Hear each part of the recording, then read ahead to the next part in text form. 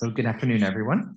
And I'd like to welcome all the panel members and the audience to the November meeting of the Scientific Guidance Panel for Biomonitoring California, more formally known as the California Environmental Contaminant Biomonitoring Program. So thanks for all of you for joining today. It's great to see a good audience in the room as well. So the panel last met on July 19th, 2024. And the July meeting included updates on biomonitoring program activities, including an update on the East Bay Diesel Exposure Project analysis of urinary metabolite levels as predictors of air pollution exposures, and a progress update on the laboratory method development for analysis of metabolites of VOCs, or volatile organic compounds, in urine. In the second half of the meeting, the panel heard from the program staff presenting analyses of data from multiple Biomonitoring California studies on PFAS and other persistent organic pollutant levels measured in blood.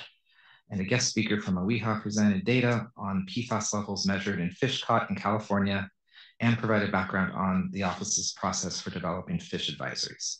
So key discussion topics included the examining East Bay Diesel Exposure Project results related to predictors of diesel exhaust exposure and observed exposure patterns, programs development of the laboratory methods analyzing VOC metabolites in urine, exploring how fish and shellfish consumption contributes to PFAS exposures in the San Francisco Bay through findings from the Asian Pacific Islander Community Exposures Project, considerations for OEHHA's process in developing PFAS-related fish advisories, trends of PFASs and persistent organic pollutants in pregnant Californians, from data collected in the Measuring Analytes in Maternal Archive Samples, or MAMA study.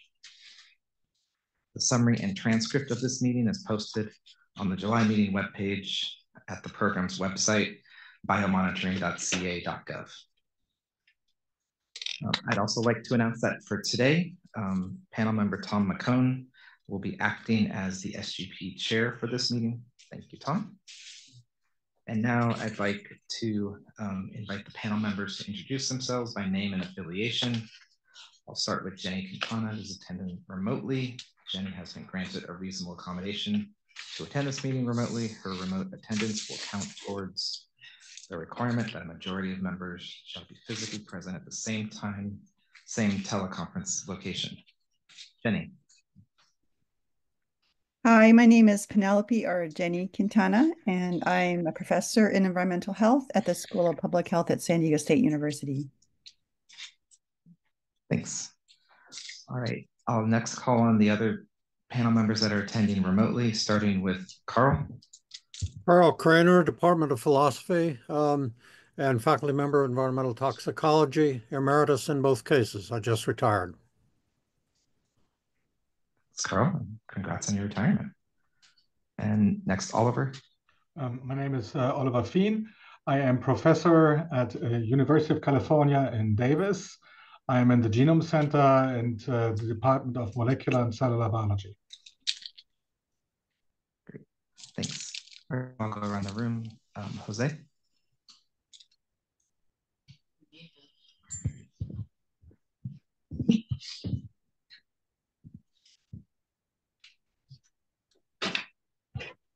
Jose Suarez, Associate Professor at UC San Diego and Director of the Climate and Environmental Health Research Program and the division as well. Hi, I'm Laura Cushing, Associate Professor, UC Los Angeles in the Department of Environmental Health Sciences. Tom McKone, I'm Professor Emeritus in the School of Public Health at the University of California, Berkeley, and also retired affiliate with the Lawrence Berkeley National Laboratory. My name is Amy Padula, and I'm an associate professor in the Department of Obstetrics, Gynecology, and Reproductive Sciences at University of California, San Francisco. Hi, my name is Ulrika Luderer. I'm professor in the Department of Environmental and Occupational Health in the Wen School of Public Health at UC Irvine. All right, well, now I will hand this over to our acting panel chair, Tom McKone, who will provide more details about today's meeting. So I want to add my welcome to everybody. It's a nice experience to be chairing such a great organization. I want to begin with our reminder that the panel members are asked to please comply with the Big Keen open meeting requirements that all discussions and deliberations of the panel about subject matters at issue today need to be conducted during the meeting, not on breaks or with individual members of the panel on or offline, including via phone, email, chats, or text messages. Panel members who have not been granted a reasonable accommodation and are attending remotely are expected to visibly appear on camera during the open portion of the meeting. If you are unable to keep your camera on during the meeting because it is technologically impractical, please make an announcement when you turn your camera off. Additionally, if someone older than 18 is in the room with panelists or attending remotely, you must disclose the presence of that person and their general relationship to you. I want to take a moment here if anyone has to let us know there's someone else in the room. I guess not. So we have goals for today's meeting. We will first hear an update on the program activities, including launching an evaluation study on results of return materials from the biomonitoring component of the San Joaquin Valley Pollution and Health Environmental Research Study, also known as BiomSPHERE, or the BiomSPHERE study. The panel will also hear updates from program staff and a guest speaker on 2 air pollution community biomonitoring studies. Finally, we'll hear about and have an opportunity to provide input on plans for the scientific guidance panel meetings in 2025. There will be times for questions from panel and audience after each presentation. If SGP members wish to speak or ask a question, please raise your hand and I will call on you at the appropriate time. And then you can ask your question and provide your comment. If online webinar attendees have questions or comments during the question period after each talk, you can submit your questions via the Q&A feature of the Zoom webinar or by email to biomonitoring@oehha.ca.gov.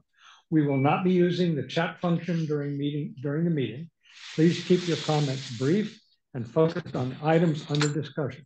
Relevant comments will be read aloud and paraphrased when necessary. If online attendees wish to speak during the public comment periods and discussion sessions, please use the raise hand feature in Zoom webinar, and McKenna Thompson or Rebecca Belloso will call on you at the appropriate time. If you're attending in person and wish to comment during the public comment period and discussion sessions, please come to the front or raise your hand and I will call on you at the appropriate moment. For the benefit of the transcriber, please clearly identify yourself before providing comment and write your name and affiliation on the sign-in sheet at the back of the room. So now we'll move on to our program. We're going to begin with our first presentation, which is by Kathleen Attfield. Kathleen is the Chief of the Exposure Surveillance and Epidemiology Unit in the Environmental Health Investigations Branch, that's EHIB, at the California Department of Public Health, CDPH. She will provide an update on current program activity. Turn the podium over.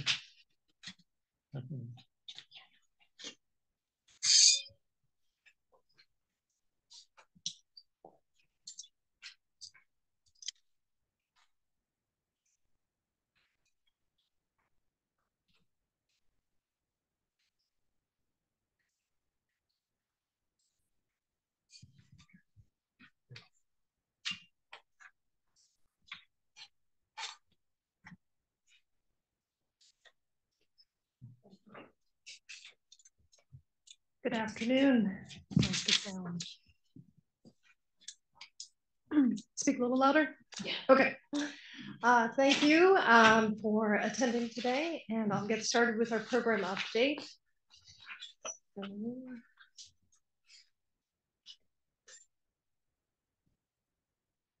Today, I'll walk through aspects of 4 components of our program work, including updates on our surveillance and community-focused studies, updates on our laboratory activities, and from our communications team. Starting with surveillance, As the panel is aware, our primary program mandate is to conduct surveillance studies to understand trends in environmental exposures across California. Our current activities include these 3 projects, and I'll spend the next few slides giving you some more details about the California Regional Exposure Study. So as a reminder, this spanned 3 regions in California from 2018 to 2020 and covered a variety of analyte panels. Then I'll return with some information on our STEPS initiative and the work we're doing to plan future surveillance. Of course, the planning phase and sample collection for the CARE study is many years in the past now, but our laboratories have been willing to go back to bank samples that we had in order to fill in additional information about arsenic speciation and environmental phenols for participants who didn't receive those in the first round. And we've received that information back from the laboratories for arsenic speciation and anticipate returning that to our participants when we receive the phenols. And we're planning for this in the winter and spring of 2024-25. Our EPI analysts have been diving deeper into the data of CARE. You earlier this year saw a presentation on associations with drinking water and PFAS, so that's being finalized and is in draft manuscript form. We've had a Boston University graduate student who's been looking into dietary factors from CARE and PFAS consumption, and that analysis is wrapping up with a manuscript also ready for submission. I'll talk a little bit more about some of our metals work in a moment, but also want to acknowledge the other aspects of our communications, including fact sheets and other public-facing materials, as well as presentations just in the last month to a Regional Waterworks Association and the International Society of Exposure Science. So to provide more information on our work with the metals, data from CARE, I'll break the analytes into 2 groups. So for those for which we have levels of concern, or LOCs, and for those we reach out to participants to do follow-up when we see levels that are elevated. And so these metals are arsenic, cadmium, lead, and mercury. Our other group of metals are those that actually don't often receive as much attention from our group. So we are very lucky to have a USC intern, Raymond Hewley, who's been working on these other metals, which include antimony, cobalt, manganese, molybdenum, thallium, and uranium. This table from left to right indicates how we walk through our analyses and activities related to analyte data that we receive. So our notification to folks with elevated levels has already occurred for LOC metals. That, of course, is not applicable for the other metals. And we have returned all the results except for those speciated arsenic results that I just mentioned. In our CARE report, we have already compared the LOC metals to national levels and are newly doing so for our other metals. So to give you a little sneak preview, we are seeing that levels appear to be lower for urinary cobalt as compared to national data from concurrent time period in NHANES, and a bit higher for manganese in blood compared to NHANES. Further current work includes examining demographic and regional trends for the other metals, as well as looking at associations with questionnaire data for the LOC metals. For our other 2 surveillance efforts, studying trends in exposure in prenatal samples, or STEPS. This is a study you've heard of in the last year where we're collecting prenatal samples, some banked, some freshly collected from 3 counties, covering a wide range of time so that we can look into PFAS trends. So current work has been in receiving these freshly pulled samples for us in 2024 from Los Angeles County, and ongoing laboratory work on those samples from Orange County in 2015, 2018, and 2021. We're in the very early phases of thinking about what's the next step in surveillance. Once steps may be drawing to a close, and that our current activities involve exploring possible collaborations with other surveys, such as the California Health Interview Survey, and developing criteria for study designs. So moving on to community-focused studies. We have a lot of activity on several studies. So today I'll just give a brief update on 3 of these. So for our first one, the Asian Pacific Islander Community Exposures Project. Last month there was a presentation on the work associating PFAS with fish consumption to the International Society of Exposure Science, and there is a draft paper that hopefully will soon be getting submitted. For Fresca Mujeres in late August, the Fresca Mujeres and Fresca Studies held in-person community meetings with participants and community members in Coalinga and Aravan to discuss air monitoring results, recommendations, and next steps. The study partners, Public Health Institute and the Central California Environmental Justice Network, led these meetings in Spanish,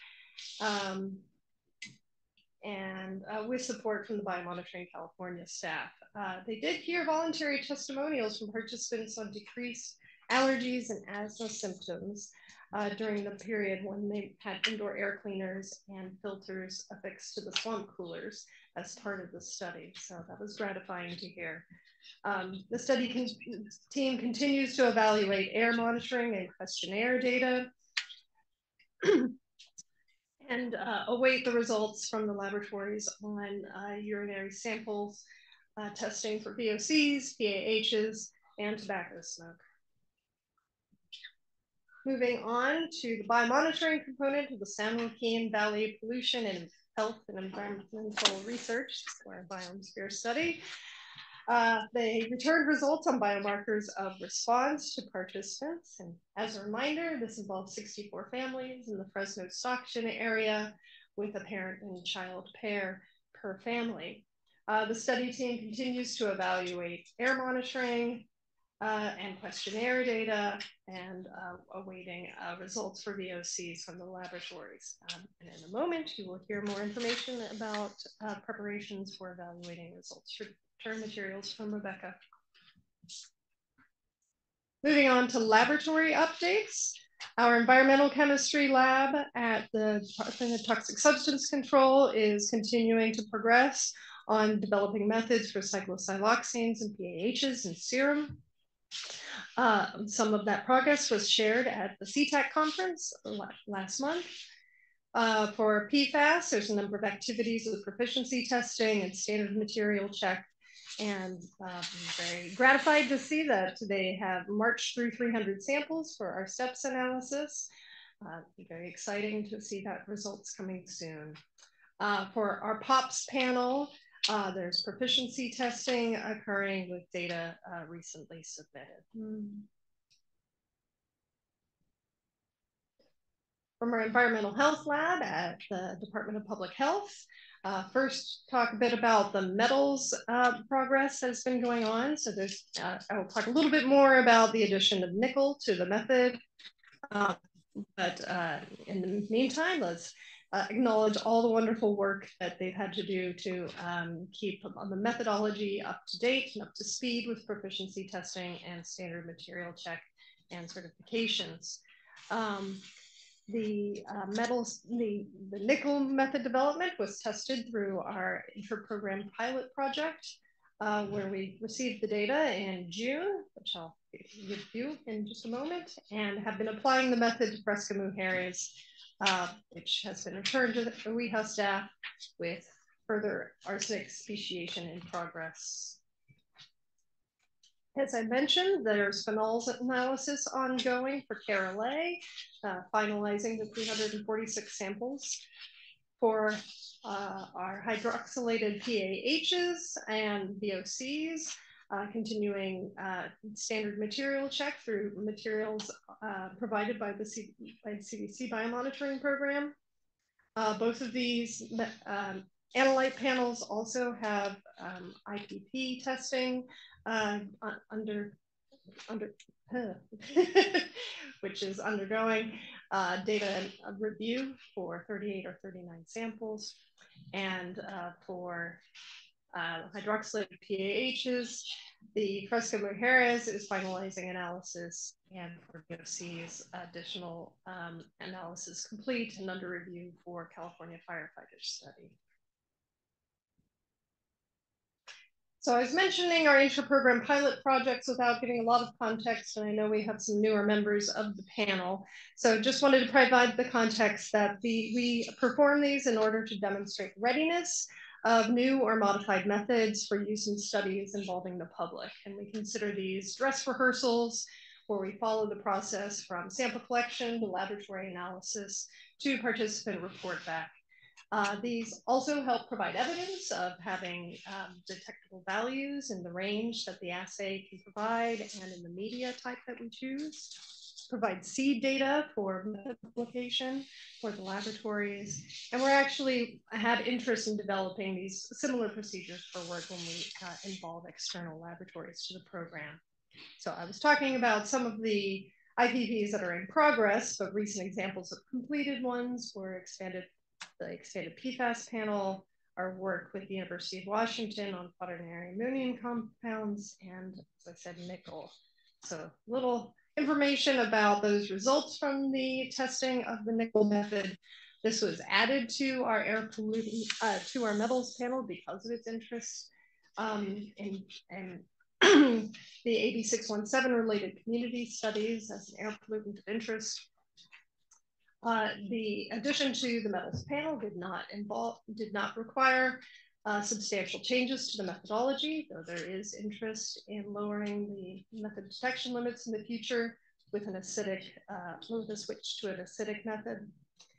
The IPP method, once applied, was able to generate method detection limits similar to those of NHANES and pretty similar detection frequencies, 50th and 90th percentiles.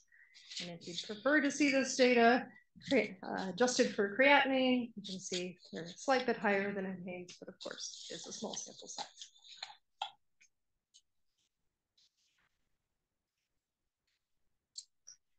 Also, just to make note that the Environmental Health Laboratory and both laboratories are interested in identifying additional biomarkers for inclusion in older methods and additions to the list of designated chemicals through their use of semi-targeted approaches, specifically related to additional metabolites for pHs and VOCs, and for adding to the potential designated chemicals list of some environmental phenols. All right. So moving on to our communications team. You'll hear more about this in a moment of all the hard work it takes to put together a results return. But for those who haven't seen these before, just a quick look into what we supplied to our participants for our nickel results. Where we provide the result, comparison to 50th and 90th percentile in tabular and text format, contextual information about where that analyte can be found, what the possible health concerns are, and what are possible ways to reduce exposure. Additional resources are made available, and these are always posted online so that it's open to the public to also be able to benefit from this information. Our biomonitoring and outreach communications unit has been hard at work on various fact sheets that reflect their pillars of communication and accessibility, engagement, and outreach. These are lay-friendly, concise documents meant to distill the complex research. Here on the left, we have the fact sheet for the foam replacement environmental exposure study, which is in review. And on the right, fact sheet on arsenic and rice, where it's in its final editing stages. And importantly, has gone through a transcreation process where it's both adjusted for language and cultural sensitivities for Chinese, Vietnamese, and Spanish audiences and language preference. 2 additional fact sheets that are underway address the PFAS and seafood consumption and PFAS and drinking water consumption. So with that, I just want to acknowledge all the wonderful staff it takes to do this great work. Say hello to some new staff members. We have Ian Tang in the back, who is a senior epidemiologist, Justin Sturgis and Caitlin Stitt at ECL, and saying goodbye to and thank you to Jonathan Gallardo. So with that, I will happily take any questions. Well, thank you. We have time, just a brief time now for questions that are short and more of a clarification nature. We will take on more substantive questions after our second program overview presentation. So we can start with the panel members, and actually I can't see the people online to see who's asking a question. If they have questions, I'll have to. No, I mean our panel members. Okay. Anyone around the table here? Questions? Comment? Clarification? Yeah. I just have a quick question about the arsenic speciation. Is there? Do you have kind of a level that the total arsenic has to be at before you can speciate it, or? Well, that's what we did in the first round. Yeah, we had a threshold that we used, and then now we're going back and speciating everyone so that we can have additional information in order to really look into the inorganic species and have a full distribution of information rather than just on the select few that we had the first go round. The reason I ask is I'm very interested because the commercial labs, usually when we request speciation, very often they don't do it because they say the total level is too low for them to be able to do that. So I was just curious about that. Okay.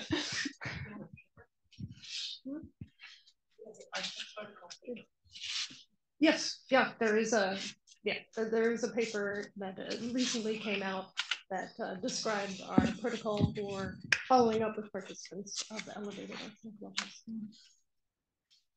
Okay, other brief questions, clarifications? Okay. Yeah. Very nice presentation. Just a quick question here. So you mentioned that you've been working on the development of the expanded measures of PFAS as well and also the quaternary ammonium compounds, which is pretty exciting. Where is this development at right now? When do you think it might be ready to be implemented in different studies? Which one?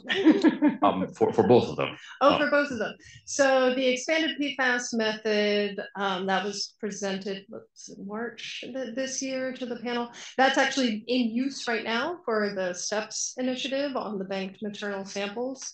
The quaternary ammonium compounds, that was actually done by an external lab, and I can pull up, I have some extra slides about that if you'd like to see them. But for those, the initial look into them, for the urinary levels amongst sort of a general population type group, we had very few detects, and it was only when we moved to a group of more healthcare associated workers, this is during the beginning of the pandemic, that we began to see some detections. So that hasn't been something that we've decided to move forward with and bring in-house yet. Got it, thank you.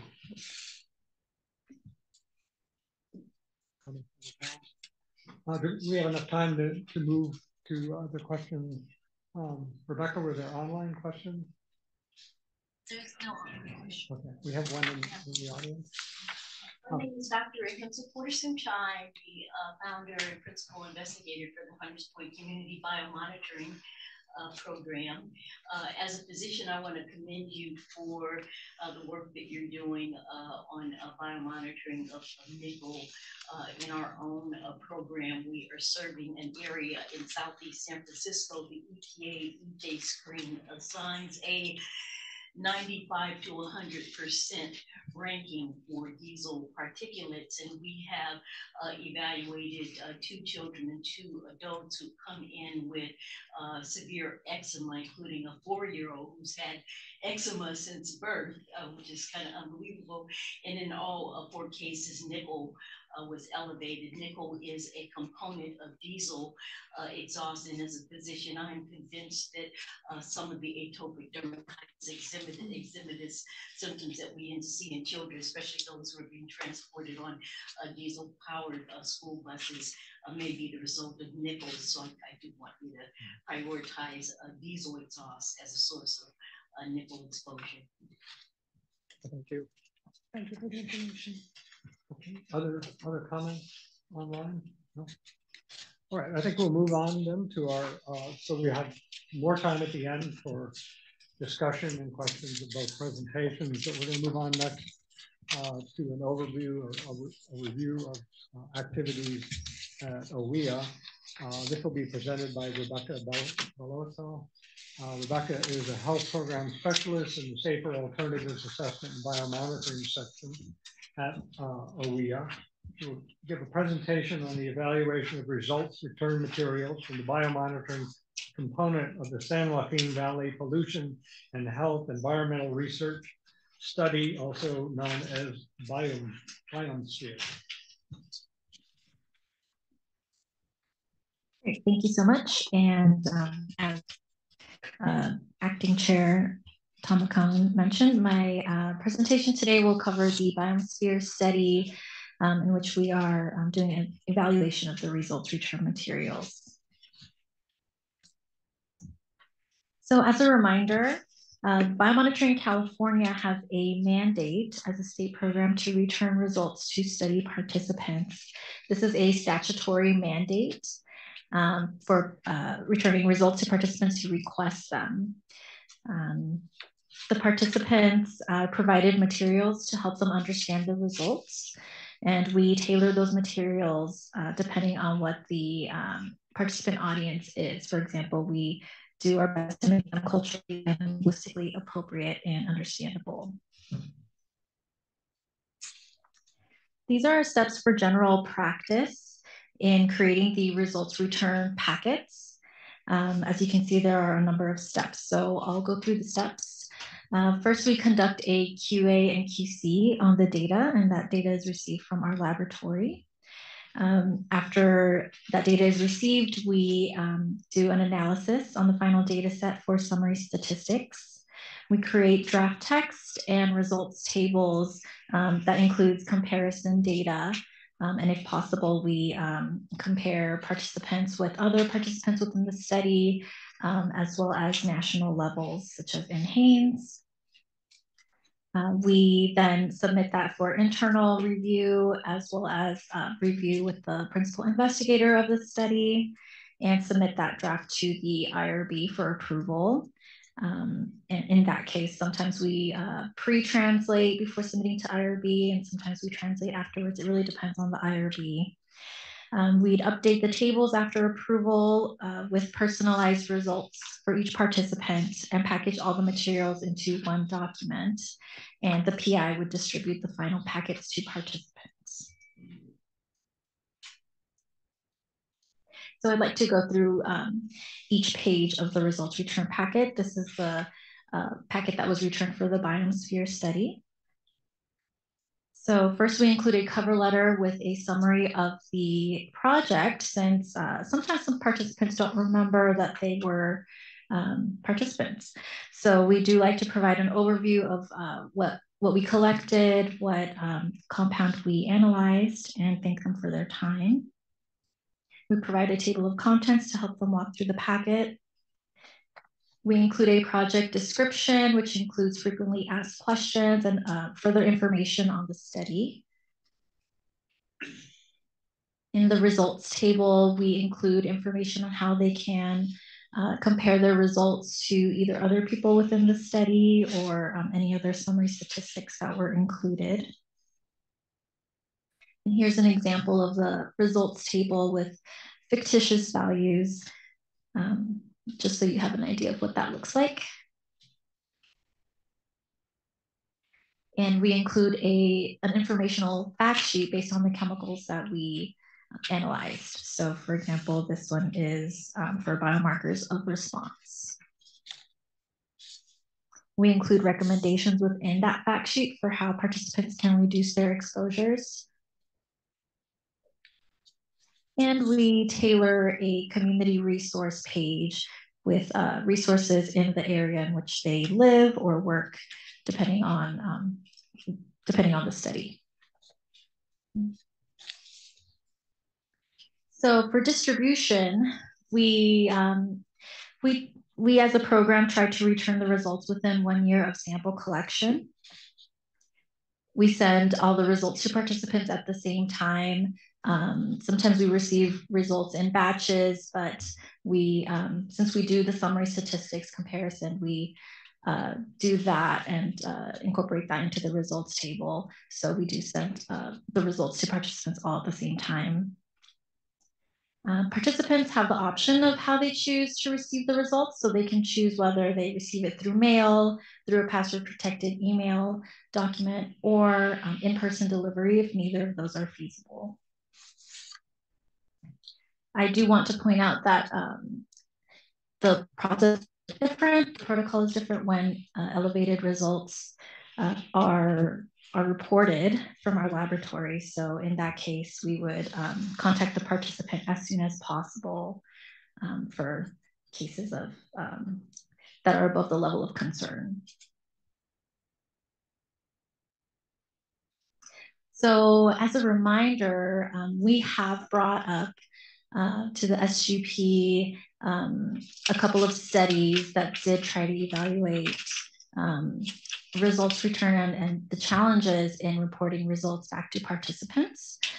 Two of those studies were the chemicals in our body study, also known as the MEEP study, as well as the biomonitoring exposure study, or known as BEST. I'm so sorry. The panel, based on the discussion, the program has agreed to move forward with returning results, even if the health implications of the results are scientifically uncertain, with inclusion of recommendations for lowering potential exposures to compounds analyzed. As you see, we did include that in this packet. There have been other efforts by the program as well to evaluate results return materials, such as in the FOX, ACE, and CARE studies. And since it has been almost 10 years since we visited this topic with the panel, this was last presented in November 2015, we thought that now would be a good time to see if there's any changes or improvements that we can make in our results return materials. Communication since 2015 has changed, especially after the pandemic. The world has kind of shifted to a more digital space. So we also wanted to evaluate whether we should incorporate a more digital platform when we do return results.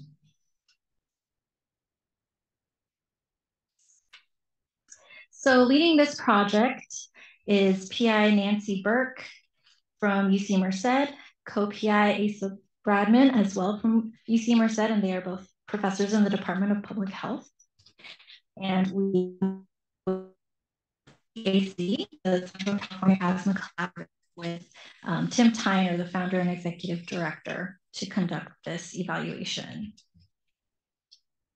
And the study will do surveys with participants, and then they will go into more detailed focus groups and interviews on a subset of all the participants. So the study aims to understand how much the participants took away from the results, whether they made any behavioral changes or changes in their knowledge and understanding of these various compounds that we analyzed. And we'd also hope to recommend or get a recommendation on what the optimal approaches are in creating our results return materials.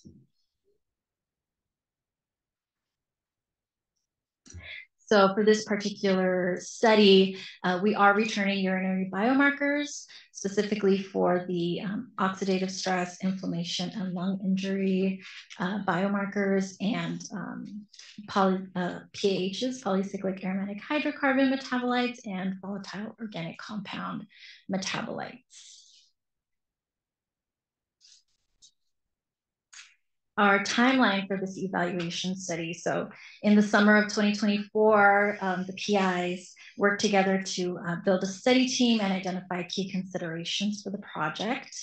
By winter 2025, they will develop a survey and interview questions and submit that to the IRB. And they plan to re-enroll BiomSPHERE participants so that they can conduct the survey and the interviews.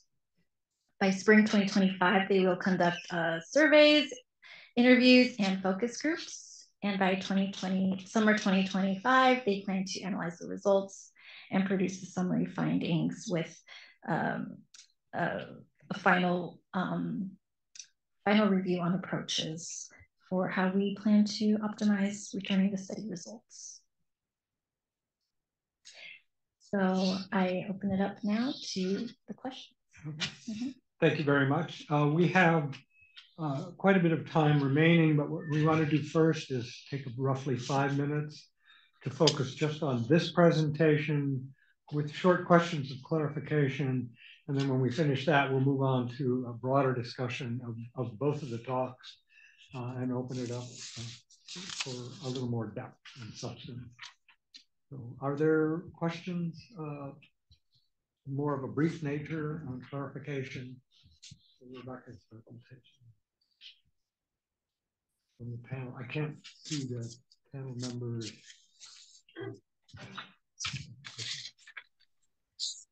I am on Zoom. I'm raising my hand. Is that okay?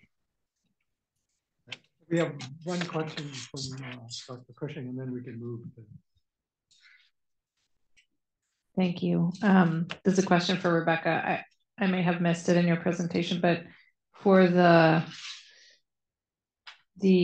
upcoming evaluation of results return and trying out different formats, it looked like you were going to be evaluating whether different formats might be better received or better understood. So have those alternatives already been designed, or is that something that will be designed like in response to the survey or the interviews? Yeah, that is a great question, something that we've discussed.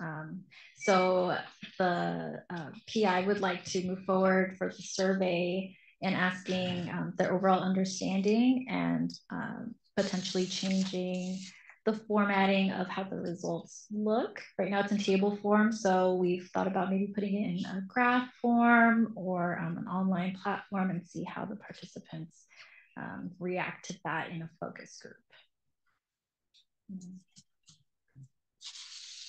And then, Dr. Quintana, did you have a question?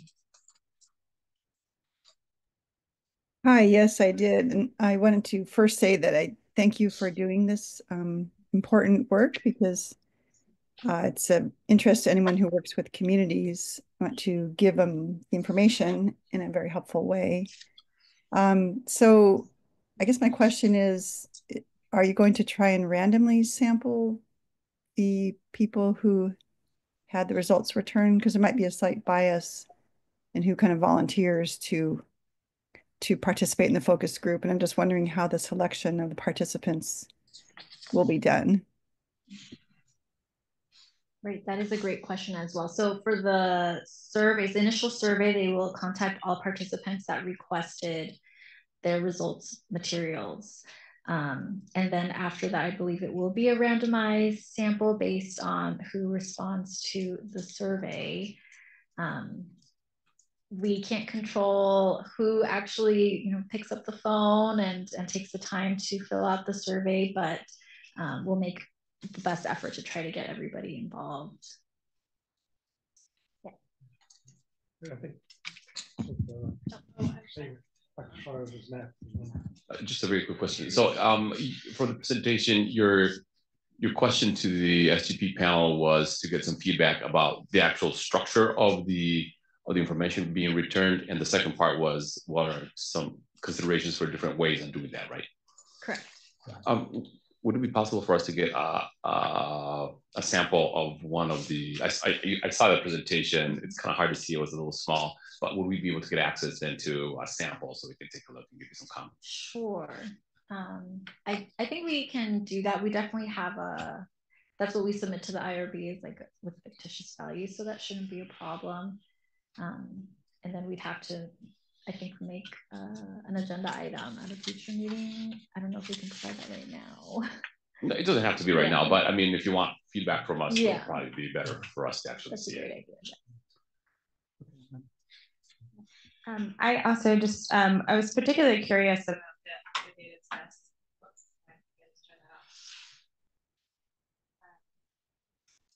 About the activated test.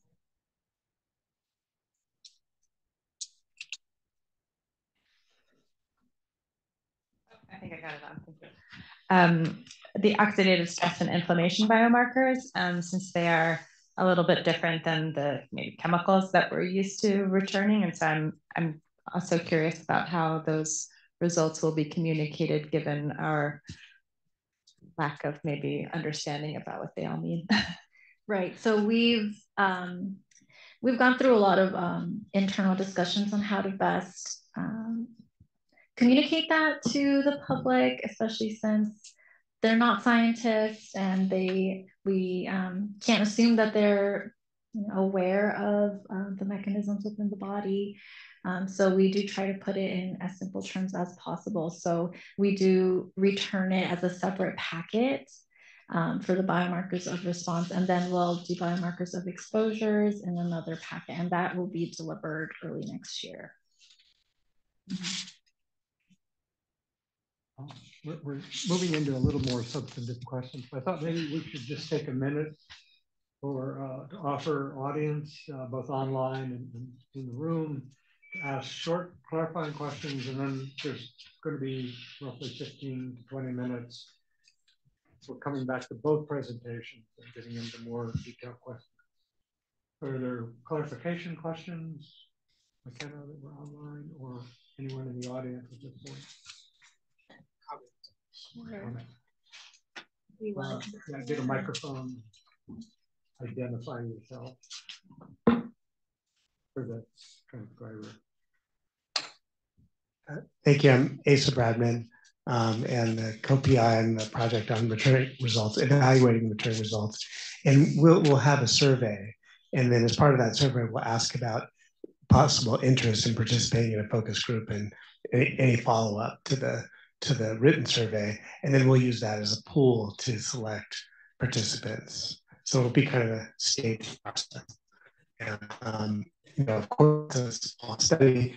And in terms of, focus groups can be very intensive, and data analysis of text has its own challenges. So, but we are hoping to get, we'll get some interesting input and thoughts and comments from the participants.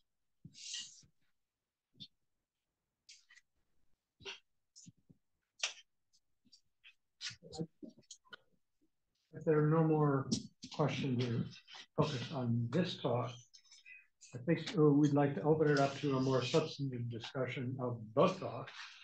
So we invite back up.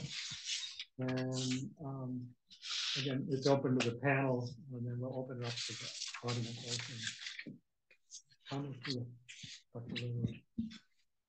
I'm kind of curious about the results that you've already returned to people, and whether you've kept track of how often people maybe contact the program with questions about their results. I mean, how frequent is that? Does it depend on the study? I mean, have you looked into sort of, qualitative data about that? But I'm just wondering if you have done that. Right. We definitely include our contact information on the cover letter if anybody has any questions or concerns about their packets or their results. And so far, we haven't received any questions on this study. And we've also returned for a couple of other studies, at least and we haven't received any questions from the public, which is also one reason why we wanted to do this, because if they're not reading their packet, then we're not doing our job. So we want to make sure that they read that. And I'd add, for the care studies, we do get like a handful of people contacting us. And of course, there are the people who, are contacted by us. And those, of course, are much more interested in talking about their results. So we keep track of it. We haven't gone back to try to sort of really tabulate it.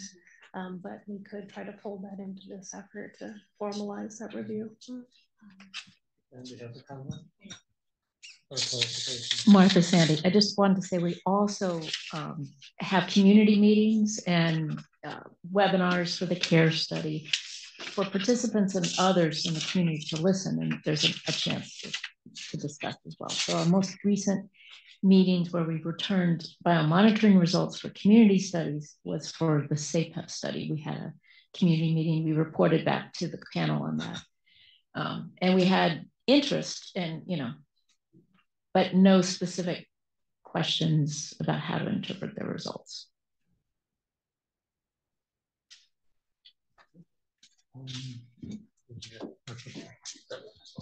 No, I was going to get to you. Thank you. Touching on the second part of that question of the distribution method. So which ones have you, I know you've been doing mailing and password protected emails. What other thoughts have you been having in that sense? Like what other methods would you be interested in exploring? Specifically, we were thinking about the Derby platform, which is a website style platform which requires a login from the participant, and they can privately see the results that way, but it includes links, and they can open up to multiple pages to do a further deep dive. Yeah, and I believe that is from the Silent Spring Institute. What ages are the participants? These participants, would Kimberly? So the mean age is 42 years old. Okay. We did have 3 grandparents and a couple of parents. Most of them were mothers, but yeah, the mean age was 42. 42. So what's the range? Okay. And the reason why I'm asking is depending on which groups you may want to start focusing on for which types of distribution, right? So a lot of people, the younger you are, almost like you're to have a smartphone and be glued to it. This is probably one of the better ways to get people get a hold of people in different ways, right? So the other way, it's something that we've been doing in different studies in different parts of the world, where, for example, WhatsApp is the main way in which people communicate. And we've been distributing, getting in touch with participants with that because it is end-to-end encrypted. And a lot of times you can send them a link to that saying, all right, you can access your results if you click on this link, and then it takes them to the website. Then they can log in and do all that stuff. Or consider even using different platforms that you could deliver it straight through that WhatsApp. But, there's different considerations into that. Of course, RedCap has an option for that as well, where you can have them do it. There's a few different platforms that you've been exploring one of them. So I think it would be a very valuable one to have a mixture of these things. And some of the groups may be more receptive than others to have that. And a lot of times, then you have to consider, should it be a web app versus an app that they download? And the downloaded version of that would be if you're planning on following up with them. That would be very powerful because they don't have to keep updating that app. So there's a lot of different things worth considering. We've been running this study we're collecting a lot of information using cell phones from participants. This is in Ecuador. And we've been doing cognitive assessments over 2.5 years. So it's like this constant interaction through the app. But at the same time, the apps don't allow you to communicate very well with participants. So then we've been using WhatsApp for kind of guide them a little bit through that process. So it's like a multi-step approach that you might want to consider. Thank you. Thank you. I don't think we've thought about WhatsApp, so that's a great idea. Hi, this is Kimberly with UC Merced, and the range for the adult age was from 28 to 66, with a mean age of 42.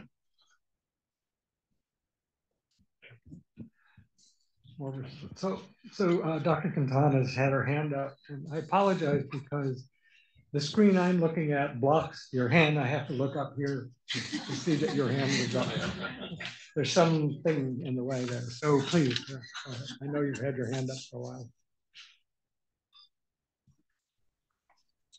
I was just going to ask more about the results return of the biomarkers of response, because as a previous person said, I think it was Ulrika, they're a different type of marker besides the chemical markers. And I guess one of the things that we've been struggling with, because we also have been adopting your pioneering work and results returned to our participants, is how do you communicate uncertainty? Because some biomarkers of response are quite variable and even over time within the same person. But so I'm just wondering have you thought about trying to communicate the uncertainty in your measurement and how that might overlap? So for example, if somebody's 1.11 and their friend is 1.12, maybe that's not really that their friend is higher, that kind of feeling. I was just curious if you've had any discussions about that.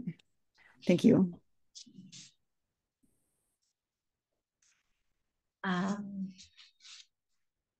From what I can recall, we haven't really discussed that level of detail in the different results, but we can definitely consider that and maybe put something like a level of concern, well, not level of concern, but yeah, like a legend or something like that. Mm-hmm. Dr. Sandy, as a response. So we've returned these results for 2 studies so far for biomarkers of response, SAPEP and BiomSPHERE. And we give them this fact sheet, FAQ, on what those biomarkers are and what they mean and the many different things that can cause variability, including time of day, et cetera, et cetera. So we're not, we're letting them know that there's many factors that can affect these levels, not just air pollution. We haven't gone any farther than that because. Thank you. I was just going to add to follow up from Jose's comment that Derby also does include a smartphone interface version. So you could have the option of looking at it on a computer or on the smartphone.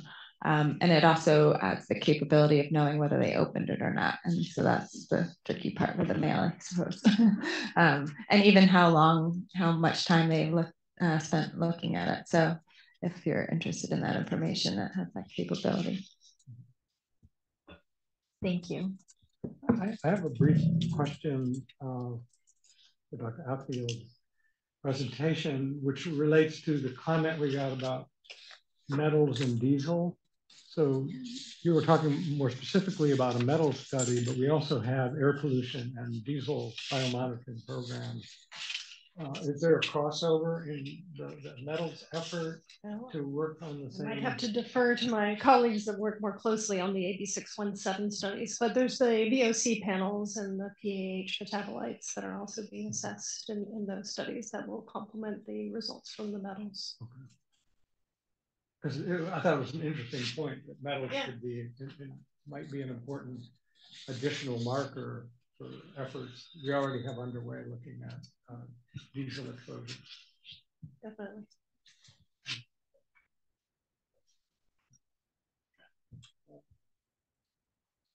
I have just a comment here. So I'm looking at one of the documents here, this one for the returns of the results, in which you're providing here. I suppose this would be the actual value the participant has, and the middle concentration in the study in the United States. This is useful, but I think it's a little hard for a lot of people to understand what the 90th percentile means, for instance. I've seen some very good ways to do this with a more graphical way in which you have like a continuum of lines being lowest concentration here, just a line like that. And then within that, you'd say, well, your concentration was this, and it's right here, so they can actually visually see where in the distribution they are. Just making things a little more visual, I think you can convey this information, perhaps even more in a more simple way to do that. So it's great that you're doing the results, returning the results. And I think there could be little tweaks there that would make it a little bit more understandable, I think, for our audience. I mean, we're running a little short on time, so I want to make sure we take any comments or questions that have come in online, or if there are comments from the audience or questions. If not, the panel can resume. Yeah. Just back to the comments about the Derby platform, we are trying to plan for in one of these intra-program pilot projects of doing a test run of using that platform and to see what the response is like, internally before we start moving externally. So that should complement the evaluation efforts that they're embarking upon. McKone, we do have an online comment. I do. Right.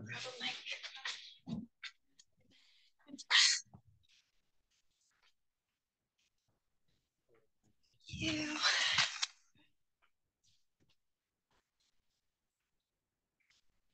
Okay, we have an online comment that reads, what, if any, information for clinicians will be provided with participants' results? Will there be a component of the study that assesses how people can talk to their doctors about their results, particularly if they are above the level of concern? Yes, so if participants have results above the level of concern, we do include a phrase within the notification letter that's encouraging them to approach their primary care doctor or a physician. But we also do offer with our studies the opportunity for them to speak with physicians that are part of the study team. So not only part of the study team, but there's also physicians that are working with our agencies. So we do offer that. We also have a hand. We have a hand raised online. John Wen has a comment. I'll go ahead. Sorry, that's accidentally. You can lower. I can lower it. Yeah, sorry about that. Never mind. Okay. Open for any more questions, comments?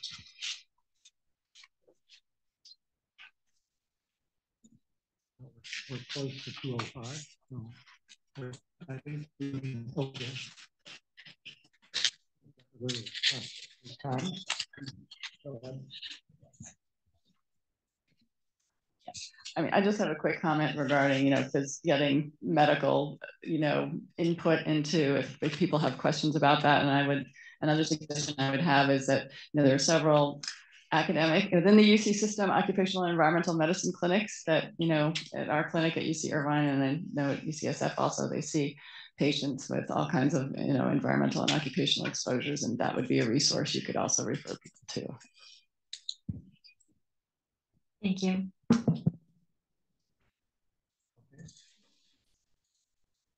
So now we've reached a point where we've finished our first two presentations and we're at a break. We're going to take, I think we can take a 10-minute break, and then we'll be back at 2:15 promptly so we can begin again.